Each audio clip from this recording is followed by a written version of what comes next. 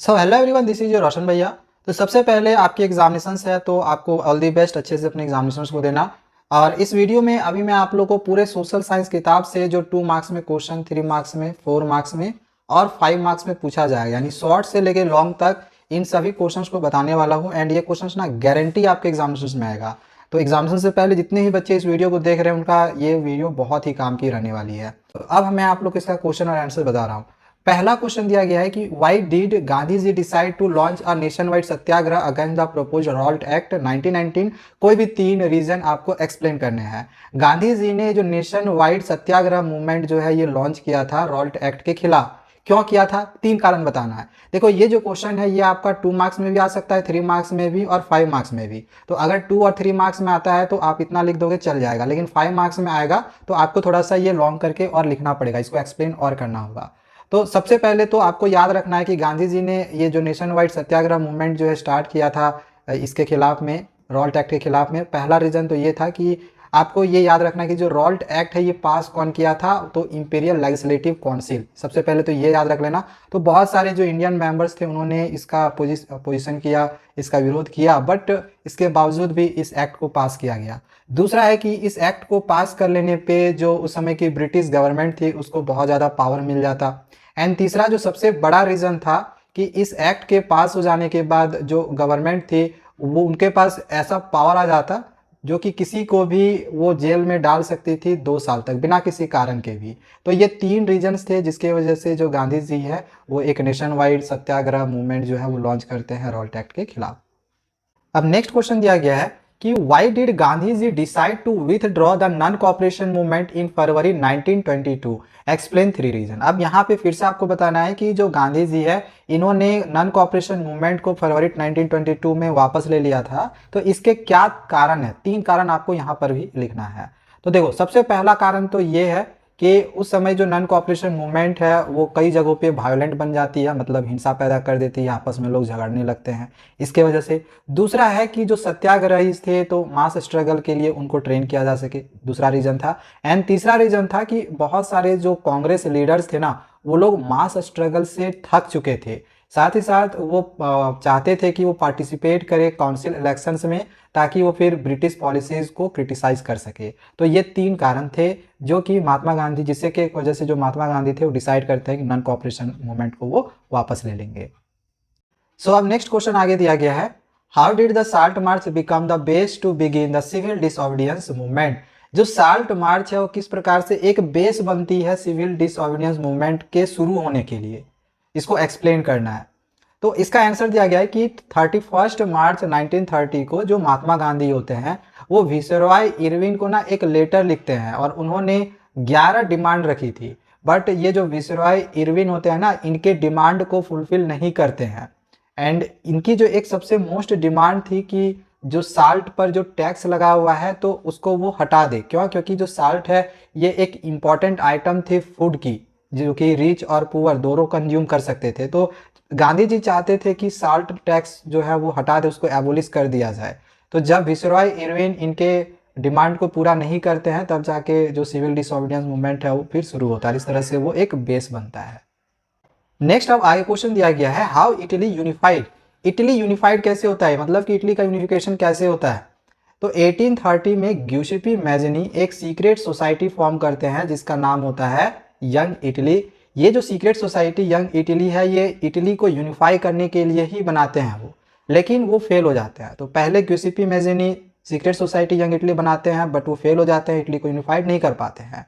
अब जो है चीफ मिनिस्टर जो कैवुर होते हैं इस मूवमेंट को आगे बढ़ाते हैं, इटली को यानी कि यूनिफाई करने के लिए वो आगे बढ़ाते हैं। कैवुर कौन थे? तो कैवुर सार्दिनिया पाइडमोंट के चीफ मिनिस्टर थे। सार्दिनिया पाइडमोंट जो होता है इनके नेतृत्व में जो ऑस्ट्रियन फोर्सेज होती है 1859 में जो ऑस्ट्रियन फोर्सेज को हरा देती है। अब इसके बाद क्या होता है कि एक लार्ज नंबर ऑफ ट्रूप्स, मतलब एक बड़ी सेना जो है वो गिउसेपी गैरिबाल्दी के अंडर में आती है। एंड 1860 में वो फिर स्पेनिश रूलर को हरा देती है। किसकी हेल्प से? तो लोकल पीजेंट्स की हेल्प से। अब 1861 में जो विक्टर इमैनुअल II है इनको यूनाइटेड किंग इटली का जो है यूनाइटेड इटली का राजा घोषित कर दिया जाता है। एंड फिर 1870 तक जो इटली होती है वो पूरी तरह से यूनिफाइड हो जाती है। अब देखो यहाँ पे आपको ये जो कुछ शॉर्ट शॉर्ट क्वेश्चन दिखाई दे रहा है ना, ये हिस्ट्री का chapter number 3 the making of a global world से लिया गया है। एंड इस चैप्टर से आपके बहुत कम क्वेश्चंस रहेंगे, क्योंकि ये चैप्टर आपको पूरा नहीं पढ़ना है, केवल 1 नंबर का या फिर 2 नंबर का रहेगा। तो शॉर्ट क्वेश्चन ही आएगा, लॉन्ग इसमें से नहीं आएगा। इस वजह से मैं आपको यहाँ पे 3-4 शॉर्ट क्वेश्चन दे रहा हूँ, एंड यहीं से आपके एग्जाम्स में क्वेश्चन आ जाएगा। जैसे एक क्वेश्चन आपका ये पक्का आएगा कि what were silk route. Silk route क्या था? तो सिल्क रूट एक डायनामिक प्री मॉडर्न ट्रेड और कल्चरल लिंक्स था, जो कि दूर दूर के देशों को ये जोड़ के रखा हुआ था। दूसरा क्वेश्चन इसमें पूछा जाता है कि ई एल डोरेडो क्या था? तो ई एल डोरेडो, जिसको हम फेबल सिटी ऑफ गोल्ड के नाम से भी जानते हैं। अगला क्वेश्चन पूछा जाता है कि what kind of cultural exchanges were made through silk route. Silk root के थ्रू किस प्रकार के कल्चरल एक्सचेंजेस जो थे वो एक्सचेंज होते थे? तो सिल्क रूट के थ्रू ही जो क्रिश्चियन मिशनरीज, मुस्लिम, बुद्धिस्ट प्रीचर्स, ये लोग इन्हीं रूट के, इसी सिल्क रूट के थ्रू ही जो है वो एक जगह से दूसरी जगह जाते थे, जिससे कल्चर की एक्सचेंज होती थी। एंड एक ये वाला क्वेश्चन कि which common food were introduce to our ancestors after Columbus discovered America.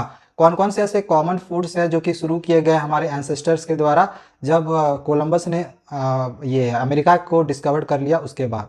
तो ये सब फूड्स थे, जैसे पोटैटो, सोया, मेज, tomato, chillies, ground nuts and sweet potatoes. ठीक है, ये सब फूड्स के नाम आपको याद कर लेने हैं। अब नेक्स्ट अगला ये जो क्वेश्चन है, ये very very most important question है। ये आपके एग्जामिनेशन में समझ लो छपा हुआ है कि explain any 3 features of handwritten manuscripts before the age of print in India. Bharat में प्रिंट की शुरुआत से पहले जो हैंड रिटन मैन्युस्क्रिप्ट्स हुआ करती थी, उसके 3 फीचर्स को एक्सप्लेन करना है। तो देखो इसके 3 फीचर्स यहाँ पे दिए हुए हैं कि in India there is rich and old tradition of handwritten manuscripts. तो जो ये मैन्युस्क्रिप्ट थी, ये एक रिच और ओल्ड ट्रेडिशन थी जो कि हैंड रिटन हुआ करती थी। ये डिफरेंट लैंग्वेज में होती थी। Which were copied on palm leaf, जिसको पाल्म लीफ से कॉपी किया जाता था या फिर हैंडमेड पेपर से। इसका दूसरा दिया गया फ्यूचर कि these manuscripts were highly expensive. ये बहुत ज़्यादा एक्सपेंसिव हुआ करती थी, फ्रैगिल होती थी यानी कि नाजुक होती थी, और इसको बहुत ही केयरफुली जो है इस्तेमाल किया जाता था, वरना ये बहुत ही जल्दी टूट जाती क्योंकि नाजुक हुआ करती थी। अगला है कि these where preserve by pressing between the wooden covers और सीवेंट टुगेदर। तो ये नाजुक हुआ करती थी, इस वजह से इनको जो है वुडन कवर्स के नीचे दबा के रखा जाता था या फिर इनको एक साथ सील कर रखा जाता था। एंड एक लास्ट है कि reading the manuscripts was not easy as they were written in different styles which limits its use. तो जो मैन्युस्क्रिप्ट्स को जो पढ़ना था वो बहुत ज़्यादा आसान नहीं था, क्योंकि ये डिफरेंट स्टाइल्स में लिखा हुआ करती थी। तो नेक्स्ट अब आगे क्वेश्चन दिया गया है, what is power sharing and why power sharing is important in a democracy. तो पहले तो हमें ये बताना है कि पावर शेयरिंग क्या होता है, फिर इसके बाद हमें यह भी बताना है कि डेमोक्रेसी में पावर शेयरिंग का क्या इंपॉर्टेंस है। तो पावर शेयरिंग क्या होता है? तो when the power does not rest with any one organ of the state, जब पावर किसी एक स्टेट के ऑर्गन के पास नहीं रह के, it shared among legislature, executive and judiciary. जब ये पावर जो है किसी एक स्टेट ऑफ ऑर्गन के पास नहीं रह के लेजिस्लेचर, एग्जीक्यूटिव और जुडिशरी में शेयर्ड हो जाता है, तो इसको हम पावर शेयरिंग कहते हैं। अब पावर शेयरिंग हमारे डेमोक्रेसी में क्यों इंपॉर्टेंट है? तो इसको लेके दिया गया है कि it helps to reduce the possibility of conflict between social groups. ये सोशल ग्रुप्स में जो भी कॉन्फ्लिक्ट होते हैं, जो टकराव होते हैं, इसकी पॉसिबिलिटी को कम कर देता है। दूसरा है कि it is the very spirit of democracy. ये डेमोक्रेसी की एक आत्मा है, ऐसा कह सकते हैं। एंड अगला है कि it is a good way to ensure the stability of the political order. और एक अच्छा ये तरीका है जिससे कि हम पॉलिटिकल ऑर्डर की जो स्टेबिलिटी है उसको इंश्योर कर सकते हैं। नेक्स्ट अगला क्वेश्चन देखो दिया गया है कि give reason why power sharing is desirable. अब इसी को ना अलग अलग तरीके से देखो, यहाँ पे कई तरीके से इस क्वेश्चन को पूछा जा सकता है। तो समझ सकते हो क्वेश्चन आपके लिए कितना ज़्यादा इंपॉर्टेंट है, बहुत ज़्यादा इंपॉर्टेंट है। ये लगभग सीबीएसई हर साल आपके एग्जामिनेशन में देती है। तो पावर शेयरिंग डिजायरेबल क्यों है? तो पावर शेयरिंग डिजायरेबल है, इसके 2 कारण है। एक है प्रूडेंशियल रीजन और दूसरा है मोरल रीजन। तो प्रूडेंशियल रीजन में जो अभी हमने ऊपर में आप लोग को बताया ना कि ये 2 सोशल ग्रुप्स के बीच में जो कॉन्फ्लिक्ट होता है उसकी पॉसिबिलिटी को रिड्यूस कर देता है, एक ये होगा। दूसरा कि ये पॉलिटिकल ऑर्डर की स्टेबिलिटी को इंश्योर करता है। वहीं जो मोरल रीजन है, मोरल रीजन में आप लिखोगे वो स्पिरिट वाला, कि जो पावर शेयरिंग है वो डेमोक्रेसी की स्पिरिट है। ठीक है, एंड आप और भी इसको बढ़ा चढ़ा के इस तरह से लिख सकते हो। अगला क्वेश्चन दिया गया है कि what are the 3 list given in the constitution. Constitutions में कौन से 3 लिस्ट दिए गए हैं, या फिर इसको एक इस तरह से भी अलग तरीके से पूछा जा सकता है। अब इसका जो आंसर है यहाँ पे देख लो तीन तरह के लिस्ट कौन कौन सा है, तो एक तो है यूनियन लिस्ट, इसमें करीब 99 सब्जेक्ट्स हैं। अब इस 97 सब्जेक्ट्स हैं। अब इस 97 सब्जेक्ट्स में कुछ के नाम यहाँ पे दिए हुए हैं, जैसे कि defence of the country, foreign affairs, banking, communication, currency, ये सब है। ठीक है, इसमें कौन से सब्जेक्ट शामिल होते हैं, तो नेशनल इंपॉर्टेंस के सब्जेक्ट इसमें शामिल होते हैं। दूसरा जो लिस्ट है स्टेट लिस्ट, तो इसमें करीब 66 सब्जेक्ट्स होते हैं और इसमें स्टेट की सब्जेक्ट्स होती हैं और लोकल इंपॉर्टेंस की, जैसे कि पुलिस की, ट्रेड की, कॉमर्स की, एग्रीकल्चर की या फिर इरिगेशन की। एंड तीसरा जो है आपका वो है कॉन्करेंट लिस्ट, इसमें करीब 47 सब्जेक्ट्स हैं।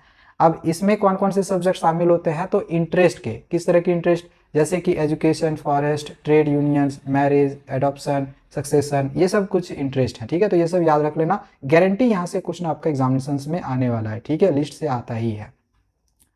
अगला क्वेश्चन है कि describe the 3 tier system of Indian federation. तो इंडियन फेडरेशन के जो 3 टायर सिस्टम है इसको डिस्क्राइब करो। तो ये दिया गया है कि 3 टायर सिस्टम मीन्स आपका जो होता है 3 लेवल्स ऑफ गवर्नमेंट होता है। अब ये जो 2 टायर ऑफ सिस्टम गवर्नमेंट, तो एक तो ये है कि यूनियन गवर्नमेंट या फिर सेंट्रल गवर्नमेंट, और दूसरा होता है स्टेट गवर्नमेंट। और जो तीसरी टायर होती है वो फेडरलिज्म की होती है, जिसको ऐड किया जाता है पंचायत के फॉर्म में रूरल लेवल पर और म्यूनसिपालिटीज़ के फॉर्म में अर्बन लेवल पर। ठीक है, नेक्स्ट अगला क्वेश्चन है, इस क्वेश्चन को मैं थोड़ा सा आपको यहाँ पे जूम करके दिखा रहा हूँ। देखो दिया गया, describe any 5 constitutional provisions that make India secular. आपको कोई 5 कॉन्स्टिट्यूशनल प्रोविजंस डिस्क्राइब करने के लिए बोला गया है, जिससे कि आप कह सकते हैं कि जो इंडिया है एक सेक्युलर बनता है, एक सेक्युलर कंट्री बनता है। अब इसी क्वेश्चन को देखो अलग अलग तरीके से पूछा गया है कि सेक्युलरिज्म क्या है, और भी बहुत तरीके से इस क्वेश्चन को देखो यहाँ पे पूछा गया है। एंड ये क्वेश्चन भी बहुत ही ज़्यादा आपके लिए इंपॉर्टेंट है। अब इन सब का जो क्वेश्चन का आंसर है ना, वो एक ही आपका होगा। ठीक है, तो इसका जो आंसर है आप यहाँ पे देख सकते हो क्या दिया गया है। सबसे पहले सेक्युलरिज्म क्या होता है, तो secularism means no special status is given to any religion. कोई भी स्पेशल स्टेटस किसी गिवन रिलीजन को नहीं देना। And it is just not a ideology of some parties और पर्सन, और ये कोई जस्ट एक आइडियोलॉजी नहीं होता है कुछ पार्टीज और पर्सन के। अब यहाँ पे कुछ दिया गया है, जो क्वेश्चन पूछा गया था कि सेक्युलरिज्म से रिलेटेड कि how does the constitution make India A secular state, कैसे इंडिया को सेक्युलर स्टेट बनाता है। तो इसी को लेकर अब यहाँ पे कुछ पॉइंट्स दिए गए हैं कि there is no official religion for Indian states, कोई भी ऑफिशियल रिलीजन नहीं है इंडियन स्टेट्स में। ठीक है, unlike the status of Buddhism इन श्रीलंका, एक यहाँ पे एक्सेप्शन दे दिया गया कि श्रीलंका में बुद्धिज्म के छोड़ के एंड इस्लाम इन पाकिस्तान को छोड़ के। अगला है the constitution provides freedom to all the protest, practise and propagate any religion और not to follow any. And third है कि the constitution provides discrimination on grounds of religion, मतलब रिलीजन के ग्राउंड्स में जो कॉन्स्टिट्यूशन है वो डिस्क्रिमिनेशन प्रोविड्स करती है, ख़त्म करती है। एंड डी दिया गया है कि the constitution allows state to intervene in the matters of religion in order to ensure equality within religious communities. अब इसका एक एग्जाम्पल दिया गया है कि जो अनटचेबिलिटी है उसको बैन कर देना। ठीक है, अब नेक्स्ट क्वेश्चन दिया गया है कि which 3 challenges do you feel are being faced by political parties in India. Political parties Bharat में किस तरह की 3 चीज़ों को फेस कर रहे हैं, किस तरह की 3 चीज़ों को के चैलेंजेस को फेस कर रहे हैं, आप कैसे फील कर सकते हो, मतलब आप कैसे ये फील करते हो कि जो इंडियन पॉलिटिकल पार्टीज़ है वो 3 तरह के चैलेंजेस को फेस कर रही है। तो 3 तरह के जगह पे देख लो, मैंने आपको यहाँ पे 4 तरीके दे दिए हैं। जैसे पहला है लैक ऑफ इंटरनल डेमोक्रेसी, दूसरा है चैलेंजेस ऑफ डायनेस्टिक सक्सेशन, तीसरा है growing role of money and muscle, and चौथा है often parties do not seem to offer a meaningful choice to the voters. अब नेक्स्ट आगे क्वेश्चन दिया गया है what is agenda 21 and list its 2 principles. तो पहले तो ये बताना है कि एजेंडा 21 क्या है, फिर इसके 2 प्रिंसिपल्स लिखने हैं। तो एजेंडा 21 क्या है, तो इसको अडॉप्ट किया गया था फर्स्ट इंटरनेशनल अर्थ समिट में, जो कि हेल्ड हुआ था रियो डी जेनेरियो ब्राज़ील में 1992 में।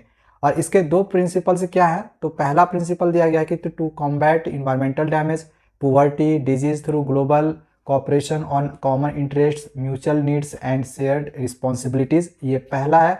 दूसरा है every local government should draw its own local agenda 21। तो ये 2 प्रिंसिपल्स हैं। नेक्स्ट आगे क्वेश्चन दिया गया है कि which factors have led to a decline in India's biodiversity. कौन से ऐसे फैक्टर्स हैं जो इंडिया की बायोडाइवर्सिटी को डिक्लाइन कर रही थी, यानी कम कर रही है। तो इसका आंसर है कि habitat destructions, hunting, poaching, over exploitation, environmental pollution, poisoning and forest fires, ये कुछ फैक्टर्स हैं जो कि इंडिया की बायोडाइवर्सिटी को डिक्लाइन करती है। क्वेश्चन नंबर 28 है, नेक्स्ट क्वेश्चन, कि explain wild life sanctuaries and national parks of India. तो वाइल्ड लाइफ सेंचुरी और नेशनल पार्क ये दोनों क्या है, इसको एक्सप्लेन करना है। देखो, वाइल्ड लाइफ सेंचुरी जो होती है ये डिक्लेयर करती है प्रोटेक्टेड एरिया को जिसमें बहुत ही कम मतलब बहुत ही कम ह्यूमन एक्टिविटी वहाँ पे होते हैं। वहीं पे अगर हम नेशनल पार्क की बात करें तो देखो, बायोडाइवर्सिटी में चाहो तो और भी आप लंबा लिख सकते हो, लेकिन जो मेन पॉइंट है मैं आपको बता रहा हूँ। वहीं जो नेशनल पार्क जो होती है वो शुरू हुई थी लगभग 1969 में, एंड इसकी जो बाउंड्री होती है, इसके बाउंड्री में कोई पर्सन को अंदर आने के लिए अलाउ नहीं किया जाता है बिना अप्रूवल का। ठीक है, बाकी और भी पॉइंट्स हैं, चाहो तो आप इन पॉइंट्स को भी लिख सकते हो। अगला क्वेश्चन है, suggest any 5 measures to enhance the agricultural production in India. तो भारत में आप एग्रीकल्चरल प्रोडक्शन को इन्हांस करने के लिए कौन कौन से 5 मेजर्स लिख सकते हैं, उसको सजेस्ट करना है। इसको और भी अलग तरीके से क्वेश्चन को पूछा जा सकता है एंड बहुत ही इंपॉर्टेंट क्वेश्चन है ये। तो यहाँ पे 5 तरीका देख लो जिससे कि आप एग्रीकल्चर को इन्हांस कर सकते हो, जिसमें पहला है लैंड रिफॉर्म्स, अब इसको यहाँ पे एक्सप्लेन भी कर दिया गया है। दूसरा है एग्रीकल्चरल रिफॉर्म्स, तो पॉइंट याद करते जाओ। तीसरा है लैंड डेवलपमेंट प्रोग्राम्स, एंड इन सब को अपने तरीके से डील कर लेना। इसके बाद नेक्स्ट है issuing of Kisan credit card and personal accident insurance scheme, ये सब इश्यू करना। पांचवा है special weather bulletins and agricultural programmes for farmers on radio and TV. तो जो एग्रीकल्चरल प्रोग्राम्स होते हैं उसको टीवी और रेडियो में दिखाना, एग्रीकल्चरल प्रोग्राम्स को फार्मर को दिखाना। ठीक है, तो ये 5 चीज़ें हैं जिससे कि हम एग्रीकल्चर प्रोडक्शन को इंक्रीज कर सकते हैं। अगला क्वेश्चन दिया गया है कि describe any 5 constitutional provision that make India A secular. अच्छा, ये क्वेश्चन तो हमने करवा दिया है ना आपको, ये क्वेश्चन तो हो चुका है। नेक्स्ट अगला क्वेश्चन पूछा गया है कि natural gas is considered an environment friendly fuel. जो नेचुरल गैस है ये एक इन्वायरमेंट फ्रेंडली फ्यूल है, तो इसके 2 पॉइंट दे के इसको एक्सप्लेन करो कैसे।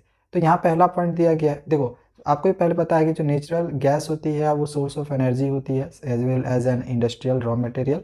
अच्छा, अब यहाँ पे इसके 2 पॉइंट दिए गए हैं। पहला पॉइंट है कि it can be transported easily through pipelines. जो नेचुरल गैस होती है इनको हम पाइपलाइंस के थ्रू इजीली ट्रांसपोर्ट कर सकते हैं। दूसरा दिया गया है, दूसरा पॉइंट, कि pipelines have helped in setting up fertilisers plants and power plants on its way. मतलब इसके अपने तरीके से जो पाइपलाइंस जो है वो हेल्प करती है कि फर्टिलाइजर्स प्लांट्स और पावर प्लांट्स को वो सेट कर सके। और भी पॉइंट दिया हुआ है जैसे natural gas is a clean source of energy, एक क्लीन सोर्स ऑफ एनर्जी है। साथ ही ये इन्वायरमेंटल फ्रेंडली फ्यूल होता है, तो क्योंकि इसमें बहुत कम कार्बन इमिशन होता है। तो ये सब पॉइंट्स आप लिख सकते हो नेचुरल गैस को लेके। अगला क्वेश्चन है कि what is the importance of information technology sectors for the Indian economy, explain. तो इंफॉर्मेशन टेक्नोलॉजी सेक्टर्स का हमारे इंडियन इकोनॉमी में क्या इंपॉर्टेंस है, इसको एक्सप्लेन करना है। तो आईटी सेक्टर का इंपॉर्टेंस है पहला कि it has provided employment to over 1 million people, लगभग 1 मिलियन पीपल को ये एम्प्लॉयमेंट प्रोवाइड करती है। दूसरा है कि this industry is said to be a major foreign exchange earner. तीसरा दिया गया है कि it has helped in the growth of the service sector, and fourth है कि it provides employment to innumerable man and women. ठीक है, अगला क्वेश्चन नंबर है 30, next question, why is cotton textile industry the largest industry in India today, give any 3 reason. तो cotton industries जो है, ये कॉटन टेक्सटाइल इंडस्ट्री जो है वो इंडिया की आज की ये लार्जेस्ट इंडस्ट्रीज क्यों है, आपको 3 रीज़न लिखना है। तो पहला तो रीज़न दिया गया है कि कॉटन टेक्सटाइल जो इंडस्ट्रीज है ये करीब 14% कंट्रीब्यूट करती है टोटल इंडस्ट्रियल प्रोडक्शन का। दूसरा है कि it provides employment to 35 million person directly, the second largest after agriculture. तो एग्रीकल्चर के बाद ये सेकेंड लार्जेस्ट है जो कि एम्प्लॉयमेंट प्रोवाइड करती है लगभग 35 मिलियन पर्सनस को। एंड थर्ड है कि it earns foreign exchange of about 24.6%, that is 4% of GDP. ठीक है, नेक्स्ट अब आगे क्वेश्चन दिया गया है व्हाट इज ग्लोबलाइजेशन। पहले तो हमें बताना है कि ग्लोबलाइजेशन होता क्या है, फिर आगे क्वेश्चन है कि how does globalisation help in interconnection among different countries. जो ग्लोबलाइजेशन होती है वो डिफरेंट कंट्रीज को किस प्रकार से कनेक्ट करके रखी है, एक्सप्लेन के साथ इसको समझाना है। तो ग्लोबलाइजेशन क्या होता है, तो गुड्स, आइडियाज, सर्विसेज, फूड्स, इन सब का एक्सचेंज होना, दैट इज कॉल्ड ग्लोबलाइजेशन। इसको एक अलग तरीके से ऐसे भी बोल सकते हैं कि it can defined as the process of rapid interconnection और integration between the markets. Market में इंटीग्रेशन होता होना, इस प्रोसेस को ही हम क्या कहते हैं, ग्लोबलाइजेशन कहते हैं। नहीं वही चीज़ जो हमने कहा कि गुड सर्विसेज कल्चर सबका मतलब एक्सचेंज होना, जो भी एक कंट्री से दूसरे कंट्री के बीच में एक्सचेंज होता हो। अब यहाँ पे हमें कुछ तरीके लिखने के लिए बोला गया था कि एग्जांपल लिखो कि कैसे जो डिफरेंट डिफरेंट कंट्रीज़ है वो ग्लोबलाइजेशन को जोड़ के रखी हुई है। तो यहाँ पे कुछ तरीका दिया हुआ है, जिसमें पहला है कि by producing goods and services which are produced at global level. दूसरा दिया गया है goods and services are sold at global level. सही है, जो चीज़ अभी हमने कहा कि गुड्स सर्विसेज इन सब का एक्सचेंज होता है, तो वही चीज़ यहाँ पे है। अगला है investment, technology and people are moving between countries, तो इन सब का भी एक्सचेंज होता है। It gives opportunity to the local producers to reach beyond the domestic market. तो इन सब का क्या हो रहा है, एक्सचेंज हो रहा है एक कंट्री से दूसरे कंट्री के बीच में, दैट इज ग्लोबलाइजेशन। अगला क्वेश्चन है कि कोलेट्रल क्या होता है and why do lenders ask for collateral while lending, explain. Collateral का मतलब क्या होता है कि जब हम किसी से लोन लेते हैं तो हम उसको हम कुछ गिरवी रखते हैं, दैट इज कॉल्ड कोलेट्रल। तो जो लैंडर्स होता है यानी कि जिसके पास हम गिरवी रखते हैं, तो वो गिरवी क्यों लेता है, तो आंसर में दिया गया है कोलेट्रल को लेके, जो अभी हमने बताया वही चीज़ आंसर है कि it is an asset that the borrower owns and given to the lenders as a guarantee that he will repay the loan. तो कुछ भी ऐसी चीज़ें जो होती है, महंगी चीज़ें जो कि हम उनके पास गिरवी रखते हैं, ताकि वो एक गारंटी होता है कि हम बाद में जो है लोन जो उनसे हम ले रहे हैं उसको हम पे कर देंगे, दैट इज़ कोलेट्रल। एंड ये क्यों लेते हैं लैंडर्स कोलेट्रल, तो वही चीज़ हमने यहाँ पे लिख दिया आंसर को। यहाँ पे कुछ रीज़न दिए हुए हैं, जैसे कि it is an asset that the borrowers owns and given to the lender as a guarantee, वही चीज़ है, गारंटी रहता है ये कि बाद में लोन पे करेगा। आगे if the borrower unable to repay, अगर जो बोरोवर होता है वो जो लोन ले रहा है वो अगर पैसा पे नहीं कर पाता है, then the lender has the right, उसके पास ये अधिकार होता है कि उससे वो जो भी गिरवी रखा हुआ है, जो भी कीमती चीज़ गिरवी रखा हुआ है, चाहे वो सोना हो, घर का प्रॉपर्टी हो, तो वो उसको बेच सकता है और अपने पैसे फिर वो रख सकता है। एंड तीसरा है कि by this the borrower is bound to pay the loan within the defined time of period, और एक टाइम ऑफ पीरियड के पे आपको पैसा मिल जाता है अगर आप गिरवी रखते हैं किसी के पास कुछ। तो मतलब कोई किसी के पास गिरवी रखता है तो उसको भी इस बात का डर है कि उसके पास वो चीज़ गिरवी है, तो हम अपने टाइम से पैसा उसको दे दें। अगला क्वेश्चन है कि how is money as medium of exchange, explain with examples, and इसको अलग तरीके से पूछा गया है। तो क्वेश्चन के पूछने के अलग अलग तरीके हैं, जो मनी है किस प्रकार से मीडियम ऑफ एक्सचेंज है। तो इसमें आपने बार्टर सिस्टम के बारे में पढ़ा ही होगा कि जो शू मैन्युफैक्चरर है ये चाहता है कि ये शूज़ बेच के वीट चाहता है। First he has to look for a wheat growing farmer, तो उसको एक वीट ग्रोइंग फार्मर की ज़रूरत होगी, जिसको शू की ज़रूरत होगी, तभी वो, जब तक कि वीट फार्मर को शू की ज़रूरत नहीं हो तो वो उसको कैसे बेच सकता है। तो money can make it easier to exchange this thing. तो ये जो चीज़ें हैं, ये जो कि बहुत ही मुश्किल होती है, डबल कोइंसिडेंस ये बहुत मुश्किल होता है, तो इस चीज़ को जो मनी होती है वो आसान कर देती है, ठीक है। तो मीडियम ऑफ एक्सचेंज इस वजह से है। अगला क्वेश्चन है कि how is money used in everyday life, explain with examples. Money किस प्रकार से हमारे हर दिन के लाइफ के लिए यूज़फुल है, इसको एग्जांपल के साथ समझाना है। तो मनी का इस्तेमाल, भाई मनी आपके लिए क्यों यूज़फुल है, आप समझ सकते हो कि money has become an essential part of the life का एक एसेंशियल पार्ट है। For kind of exchanges of goods and services we need money, good और सर्विसेज के एक्सचेंज के लिए हमें मनी की ज़रूरत होती है, ठीक है। और भी यहाँ पे कुछ तरीके दिए हुए हैं, आप इसको पढ़ सकते हो। ऐसे मनी का इस्तेमाल करना तो आपको पता ही होगा, मुझे बताने की ज़रूरत नहीं है। अगला क्वेश्चन है describe the provisions of national rural employment guarantee act 2005, जिसे हम शॉर्ट में हम नरेगा भी कहते हैं, ठीक है, NREGA 2005। इसमें क्या था, इसको डिस्क्राइब करने से क्या क्या प्रोविजंस थे। तो नरेगा, एक्चुअली में इसको मनरेगा बोला जाता है, नरेगा नहीं, मनरेगा। तो ये जो एक्ट है ये 2005 में पास हुई थी। तो इस एक्ट के तहत 100 दिन के अंदर आपको गारंटीड है कि जॉब मिलेगा, और अगर जॉब नहीं मिलता है तो इसको 15 दिन के अंदर आपको एडवांस मिलता है, मतलब आपको पैसा गवर्नमेंट की तरफ से मिलता है, ठीक है। चलो नेक्स्ट आगे क्वेश्चन में 23 को देखते हैं। नेक्स्ट क्वेश्चन है कि एक्सप्लेन सस्टेनेबल डेवलपमेंट। पहले तो सस्टेनेबल डेवलपमेंट को एक्सप्लेन करना है, बाद में यहाँ पे दो मेजर्स भी हमें सजेस्ट करने के लिए बोला गया है, जिससे कि हम सस्टेनेबल डेवलपमेंट को इंश्योर कर सकेंगे। तो सस्टेनेबल डेवलपमेंट क्या होता है, तो development at present without harming the environment. आज हम जो भी रिसोर्सेज का इस्तेमाल कर रहे हैं उसको हम यूज़ करें, लेकिन इन्वायरमेंट को क्षति पहुँचाए बिना। Also keep it safe for the future generation, और उसको हम उन रिसोर्सेज को हम फ्यूचर जनरेशन के लिए बचा के रख दें। इन्वायरमेंट से हम जो भी चीज़ें ले रहे हैं उसको उस चीज़ को हम फ्यूचर जनरेशन के लिए भी बचा के रखें, हम खुद के लिए भी यूज़ करें, that is called sustainable development. तो the 2 measures to ensure sustainable development are, कौन कौन सा है, तो judicious use of resources and दूसरा stop degrading the natural resources. Next question है कि ह्यूमन डेवलपमेंट रिपोर्ट और वर्ल्ड डेवलपमेंट रिपोर्ट में डिफ्रेंसिएशन करो। तो ह्यूमन डेवलपमेंट रिपोर्ट और वर्ल्ड डेवलपमेंट रिपोर्ट में यहाँ पे आपका डिफ्रेंसिएशन जो है वो दिया गया है। पहले ह्यूमन डेवलपमेंट रिपोर्ट को लेकर दिया गया है कि ये पब्लिश कौन करता है, तो UNDP करता है, जबकि वर्ल्ड डेवलपमेंट रिपोर्ट इसको पब्लिश कौन करता है, वर्ल्ड बैंक। आगे दिया गया कि जो ह्यूमन डेवलपमेंट रिपोर्ट है is published on the basis of PCI, ये PCI के बेसिस पे पब्लिश किया जाता है।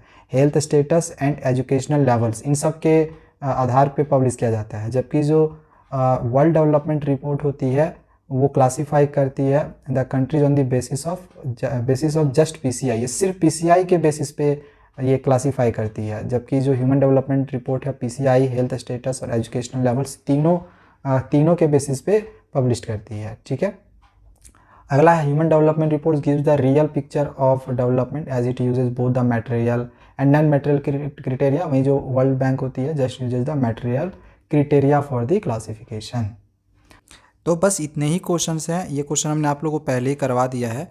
तो इतने क्वेश्चंस कर लिए ना तो आपको SST में 80 लाने से कोई नहीं रोक सकता है। तो चलो आज के लिए इतना ही, आगे और भी जैसे इसका एग्जामिनेशन ख़त्म हो जाता है तो इसका आंसर की भी आप लोग को मैं जल्दी अपलोड करके दे दूँगा। तब तक चैनल को सब्सक्राइब करके रख लेना। Thank you, bye bye.